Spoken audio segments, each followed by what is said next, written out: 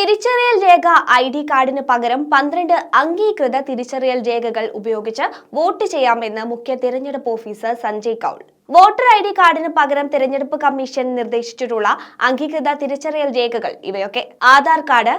MNREGA തൊഴിൽ card, bank, post office നൽകുന്ന photo സഹിതമുള്ള പാസ്ബുക്കുകൾ, തൊഴിൽ മന്ത്രാലയത്തിന്റെ ആരോഗ്യ insurance smart card, driving licence, PAN card, ദേശീയ ജനസംഖ്യാ രജിസ്ട്രേഷന് കീഴിൽ രജിസ്ട്രാർ ജനറൽ ഓഫ് ഇന്ത്യ നൽകുന്ന സ്മാർട്ട് കാർഡ്,